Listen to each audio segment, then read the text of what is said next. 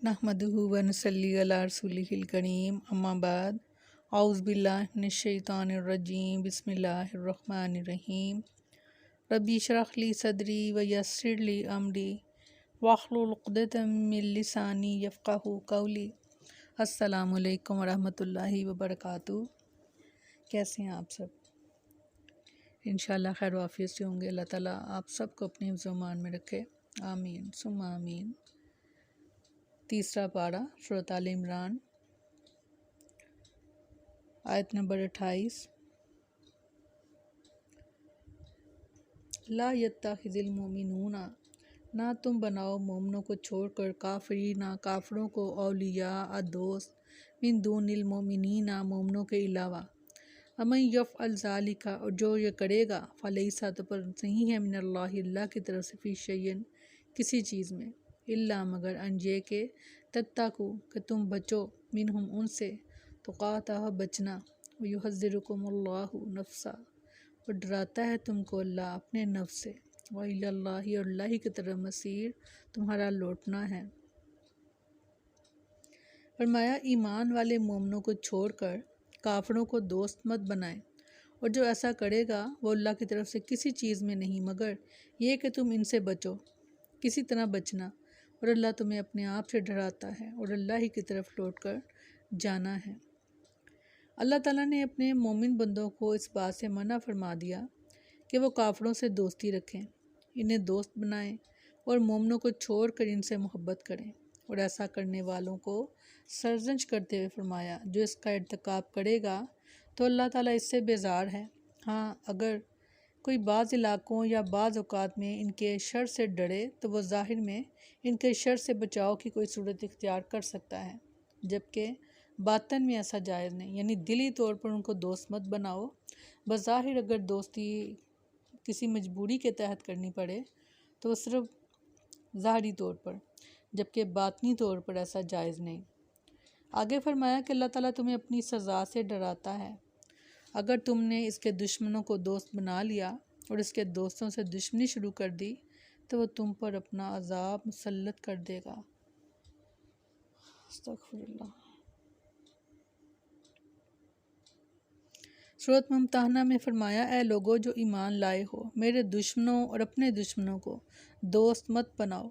तुम इनकी तरफ दोस्ती का पैगाम भेजते हो, हालांकि यकीनन उन्होंने इस हक़ से इनकार किया जो तुम्हारे पास। वो रसूल को और ख़ुद तुम्हें इसलिए निकालते हैं कि तुम अल्लाह पर ईमान लाए हो जो तुम्हारा रब है। और फरमाया सूरत मुजादिला में, क्या आप इन लोगों को जो अल्लाह और यौम आखिरत पर ईमान रखते हैं नहीं पाएंगे कि वो इन लोगों से दोस्ती रखते हों जिन्होंने अल्लाह और उसके रसूल की मुखालफत की, ख्वाह वो इनके बाप हों या इनके बेटे या इनके भाई या इनका ख़ानदान। बहुत अहम आयत है, सूरत मुजादिला की बहुत अहम आयत है। आप सल्लल्लाहु अलैहि वसल्लम को बताया जा रहा है कि आप मोमनों को कभी भी ऐसा नहीं पाएंगे कि वो काफिरों से दोस्ती रखते हों, चाहे वो उनके बाप हों, चाहे इनके बेटे हों, चाहे इनके भाई हों या इनका ख़ानदान। यानी सबसे अहम जो रिश्ता है वो ईमान का रिश्ता है। अगर वो रिश्ता आपके बाप के साथ नहीं बनता तो वो आपका वो रिश्ता नहीं है, बेटे के साथ, भाई के साथ। यानी ईमान का रिश्ता ही असल रिश्ता है। तो जब ईमान लाए सहाबा कराम तो इसी तरह उनके रिश्ते जो थे वो अलग अलग हो गए। कोई औरत ले आई ईमान तो उसका शोहर ईमान नहीं लाया तो उनका आपस में रिश्ता जो था वो ख़त्म हो गया। बाप जो था, जैसे हमने एक हदीस पहले भी पढ़ी थी, शायद आपको याद हो, कि एक यहूदी था तो उसका बेटा जो था वो बहुत ज़्यादा बीमार था और आप सल्लल्लाहु अलैहि वसल्लम अपनी आदत के मुताबिक उसकी ख़बरगिरी के लिए पहुँचे। तो उस लड़के का जो यहूदी बाप था वो उसके सरहाने बैठकर तौरात पढ़ रहा था। तो आप सल्लल्लाहु अलैहि वसल्लम ने फरमाया कि क्या तुम इसमें मेरा ज़िक्र नहीं पाते? तो उसने कहा कि नहीं, उस यहूदी ने कहा कि नहीं, जबकि वह लड़का बोल उठा कि मैंने पढ़ा है अपनी किताब में आपका ज़िक्र, और उसने कलमा पढ़ लिया और बहुत ज़्यादा शदीद बीमार था। इसी दौरान उसकी जो मौत है वो वाक़या हो गई। तो आप सल्लल्लाहु अलैहि वसल्लम ने फरमाया कि इस यहूदी को अपने भाई के सर खसराने से उठा दो, क्योंकि जब ईमान का रिश्ता जुड़ गया तो वो मोमनों का भाई है और उसका भाई बाप जो है वो उसका कुछ भी नहीं लगता। तो फरमाया कि इसको उठा दो और अपने भाई को खुद दफनाने की जो है वो इसके लिए तुम्हारा काम, क्योंकि मोमिन हो गया, वो ईमान ले आया, कलमा पढ़ लिया उसने, तो वो मुसलमान है। तो मुसलमान का वारिस कोई काफिर नहीं हो सकता और काफिर का कोई वारिस मुसलमान नहीं हो सकता। ये हमारे दीन ने हमें समझाया और बताया। सूरत निसा में फरमाया, ए लोगो जो ईमान लाए हो, ईमान वालों को छोड़कर काफिरों को दोस्त मत बनाओ। क्या तुम चाहते हो कि अल्लाह के लिए अपने खिलाफ एक वाज़िह हुज्जत बना लो? और फरमाया सूरत मायदा में, ए लोगो जो ईमान लाए हो, यहूद व नसारा को दोस्त ना बनाओ, इनके बाज़ के दोस्त हैं और तुम में से जो इन्हें दोस्त बनाएगा तो यकीनन वो इनमें से है, क्योंकि दोस्त के दीन पर होता है। अगर उनको आप दोस्त बना रहे हैं तो फिर समझ जाएं कि आप उन्हीं में से हैं। इसीलिए दोस्ती जो है वो आपका इख्तियारी रिश्ता होता है। बाप माँ भाई बहन जो हैं वो आपके इख्तियारी रिश्ते नहीं हैं, वो आपको अल्लाह ताला ने ऐसे ही दिए हैं, आपकी तकदीर में यही थे। मगर जो दोस्ती होती है वो आपने ख़ुद से बनानी होती है और दोस्त हमेशा अच्छा बनाए, क्योंकि आप सल्लल्लाहु अलैहि वसल्लम ने फरमाया कि दोस्त के दीन पर होता है, क्योंकि दोस्त होते ही वही हैं जिनकी पसंद नापसंद एक जैसी हो, जिनकी चॉइस एक हो। और तो अब यहाँ पर आप देख लें कि अल्लाह ताला सख्ती से मना फरमा रहे हैं कि ए लोगो जो ईमान लाए हो, यहूदो नसारा को दोस्त ना बनाओ, इनके बाज़ के दोस्त हैं और तुम में से जो इन्हें दोस्त बनाएगा तो यकीनन वो इन्हीं में से है। आप देखते हैं कि जब उनका क्रिसमस आता है, उनका कोई त्यौहार, उनका दीनी त्यौहार आता है, तो एक आम लोग जो आम इंसान है वो तो उनको मुबारकबाद भी देता है और ये सोचे बगैर कि इसका मतलब क्या है।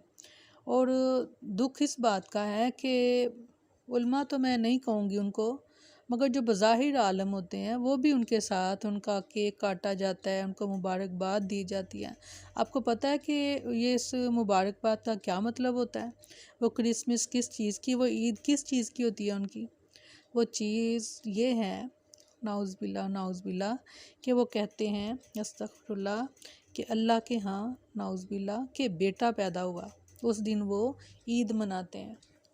तो जब आप उनको, कहना तो नहीं चाहती मगर आपसे शेयर इसलिए कर रही हूँ ताकि आपको वाज़ेह अल्फाज में पता चले कि जब आप किसी भी नसारा ईसाई को आप कहते हैं अस्तग़फिरुल्लाह कि हैप्पी क्रिसमस, तो इसका मतलब है कि तुम्हें मुबारक हो उस दिन की, नाउज़बिल्ला कि जब अल्लाह के यहाँ बेटा पैदा हुआ। अस्तग़फिरुल्लाह। तो आइंदा आप इस चीज़ से बचिएगा, क्योंकि अल्लाह ताला ने फरमाया है कि जो इनको दोस्त बनाएगा तो वो फिर इन्हीं में से हैं। और आपने इनका अंजाम सूरत बकरा में अच्छे तरीके से आयत हमने पढ़ी हैं, आपने वाज़ेह आयत में पढ़ा है कि उनका ठिकाना जो है अस्तग़फिरुल्लाह कि वो जहन्नम है, क्योंकि वो अल्लाह और उसके रसूल के दुश्मन हैं। ये पिछली आयत जो मैंने पढ़ी कि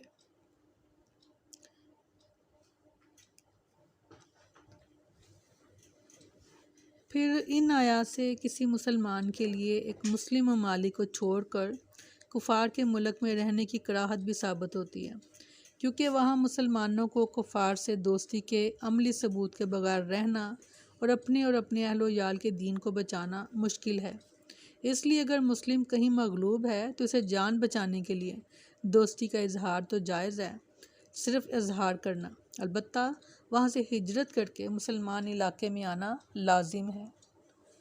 हाँ, अगर बेबस हो तो अल्लाह सब कुछ जानता है, यानी दिल से बुरा जानते हुए उसकी रहाइश वहाँ पर है, वो मजबूरी है उसकी कोई, तो वो वहाँ से नहीं निकल सकता, हिजरत नहीं कर सकता, तो अल्लाह ताला दिलों के भेद जानता है। मगर दिल में उनकी दोस्ती जो है बातनी तौर पर उनसे दोस्ती नहीं रखी जा सकती, बस ज़ाहिरी तौर पर,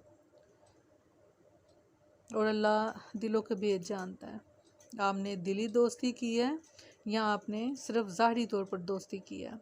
क्योंकि थोड़ा सा मैं इसलिए से डिटेल की बात कर रही हूँ कि आज जो हमारे माशरे में जो चीज़ें चल रही हैं, आप देखते हैं अपनी खुशियों को, अपने गमों को, तो किन के मुताबिक मनाया जाता है, और ये जो मुख्तलिफ़ दिन मनाए जाते हैं, तो ये किन के दिन हैं। तो जब मुस्लिम माशरा भी ऐसे लोगों का साथ देते हुए ऐसे ही दिन मनाएगा, तो फिर आप ये आयत मैंने जो अभी पढ़ी हैं, तो मेरा ख़्याल है कि वो काफ़ी हैं आपको समझने के लिए।